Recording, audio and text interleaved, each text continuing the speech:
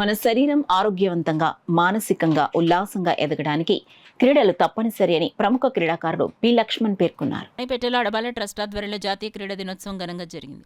ఈ సందర్భంగా పి. లక్ష్మణ్ మాట్లాడుతూ భారత హాకీ మాంత్రికుడిగా పేరొందిన ధ్యాన్చంద్ జయంతిని జాతీయ క్రీడా దినోత్సవంగా జరుపుకుంటున్నామన్నారు.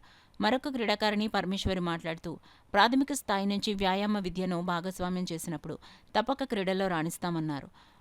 తొలుతగా ధ్యాన్చంద్ చిత్రపటానికి పూలమాలలు వేసి ఘనంగా నివాళులర్పించారు. అనంతరం అడబాల రత్నప్రసాద్ ఆధ్వర్యంలో క్రీడాకారులను ఘనంగా సత్కరించారు. ఈ కార్యక్రమంలో అడబాల సత్యనారాయణ, ఎస్. శ్రీనగేష్, చింతపల్లి సుబ్బారావు, ప్రసాద్ నాయుడు, రేలంగి బాపిరాజు, రాజా తదితరులు పాల్గొన్నారు.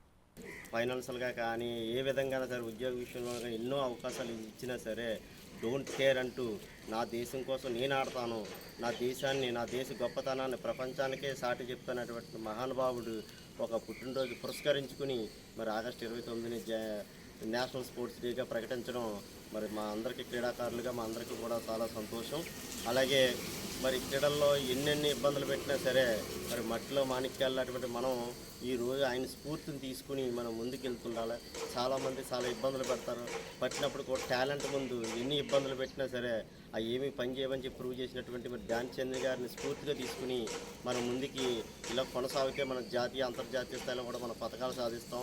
ఈ పథకాలు సాధించడానికి కూడా మరి కోచ్లు ఒక కృషి ఉండాలి, అలాగే క్రీడాకారులు ఒక తల్లిదండ్రుల కృషి ఉండాలి, క్రీడాకారులు కృషి ఉండాలి, అలాగే మరి అడబాల ట్రస్ట్ అయినటువంటి సంస్థ అటువంటి సభ్యులు కూడా సహకారంతో కొద్దిగా ముందుకెళ్ళడానికి అవకాశం ఉంటుంది. కాబట్టి క్రీడాకారులందరూ కూడా ఈ విషయాన్ని మనం గమనిస్తూ ధ్యాన్చంద్ గారిని మనం స్ఫూర్తిగా తీసుకుని ముందుకెళ్ళాలని చెప్పి కోరుకుంటున్నాం. విజయాన్ని సాధించడం కోసం పోరాడతారో అదే విధంగా జీవితంలో కూడా వాళ్ళు ఖచ్చితంగా పోరాడతారండి. స్పోర్ట్స్ అనేది ఒక మొత్తం ఎవరైనా సరే ఖచ్చితంగా స్పోర్ట్స్ మీరు నేర్చుకోవాలండి. మెయిన్ అబ్బాయిలు, అమ్మాయిలు, స్టూడెంట్స్ ఓన్లీ స్టడీ కాదు, స్పోర్ట్స్ కూడా నేర్చుకోవాలని కోరుకున్నాను. గర్ల్స్కి సెల్ఫ్ డిఫెన్స్ ఒక హాఫ్ అన్ అవర్ మీ స్కూల్స్లో హాఫ్ అన్ అవర్ ప్రాక్టీస్ చేయించండి. మొన్న జరిగిన ఇన్సిడెంట్ ఎన్నో జరుగుతున్నాయి. ఇది మొన్న జరిగింది, నెక్స్ట్ మళ్ళీ ఇంకోటి జరుగుతుంది, ఆ తర్వాత ఇంకోటి జరుగుతుంది.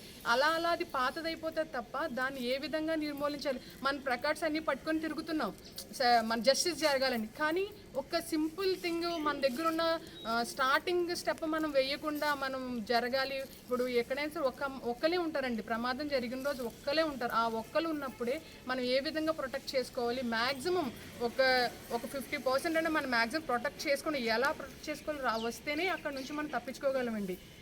ఎంతో కొంత తెలిస్తేనే కానీ దానివల్ల ఎంతో కొంత నాలెడ్జ్ ఉంటేనే మనం ఏదైనా చేయగలం. కాబట్టి స్కూలు మొత్తం ఈ యాజమాన్యం అందరూ కూడా పిల్లలకి ఎడ్యుకేషన్తో పాటు స్పోర్ట్స్ కూడా ఖచ్చితంగా నేర్పించాలని ఈ అడబాల ట్రస్ట్ ద్వారా నేను కోరుకుంటున్నానండి.